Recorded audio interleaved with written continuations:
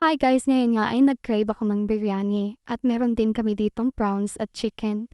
So, iminix ko na din yung prawns saka chicken dito sa aking biryani at sobrang sarap niya talaga. By the way, alam naman natin na mahal ang mga ingredients ng biryani, buti na lang.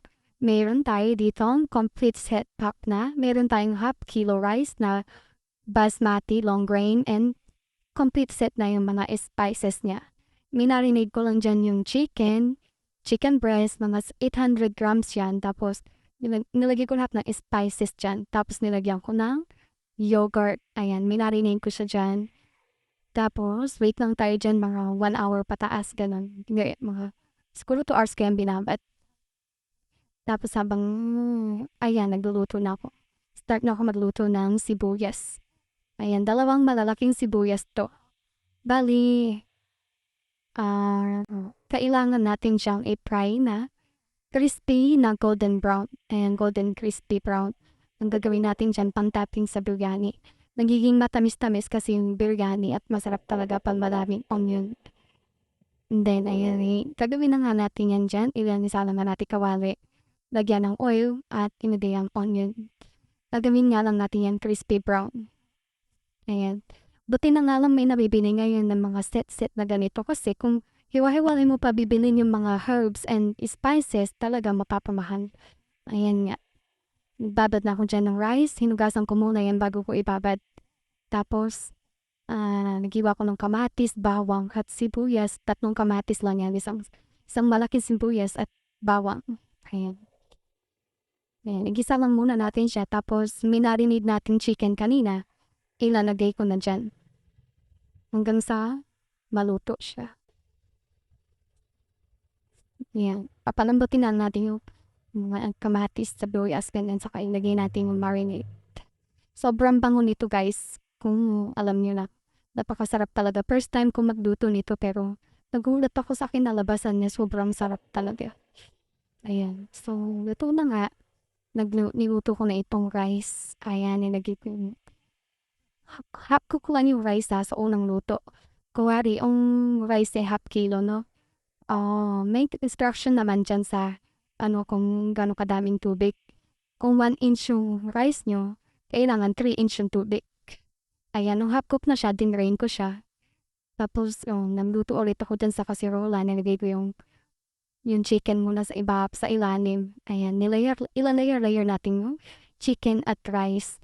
Meron nga pala akong ginisa na kanina. Mga hipon. Meron akong ginisang hipon sa kamatis, bawang at sibuyas. Inihalo ko na din dito para mas flavorful at masarap ang ating biryani mixed rice. Ayan, ayan yung natin, hipon. Ayan, binalatan ko din yan. Ayan, ginisa ko lang yan sa kamatis, bawang at sibuyas yung luya, no? Tapos, ayan, i-mix natin dyan sa may biryani na nilagay ko. Naniluto natin. Tapos, ayan, ipapatong natin yung rice. Ayan, medyo malikot yung cameraman ko dito. Ayan, tapos, pag natapos na yung layer, tatakpan lang natin yan ng aluminum foil para hindi lumabas yung usok. Bali, no, half cook na yung rice na nilagay ko dyan, no? Bali, 18 minutes ko hinintay yan bago ko yan i-open. Pagkatapos kong takpan. Ayan. So, ayan nga, inilagay ko sa taas yung sibuyas kanina na pinirito ko.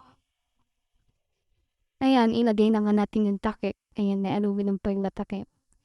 Saka, pag tinakpan ko yan, mahinang apoy lang talaga. At 18 minutes ko siya niluto. Pag ko-open ko, nagulat ako, sobrang sarap niya talaga kasi first time ko magluto nito. Mas masarap pa siya sa mga nasa restaurant. Bali, nabibiting nga ako sa restaurant kasi isang order lang, no? Parang paisa-isang chicken lang, ganun, nakakabiting. Kaya mas maganda talaga magluto ka ng ganito kasi hindi ka nang mabibitin sa kakainin mong biryani mo. Kung want to sawa unlimited ka, diba? Kaya, wala nga pala akong takip, kaya plato itinglakip ko sa ibabaw ng aluminum pala. Ayan na nga ng pag-open ko, ayan siya.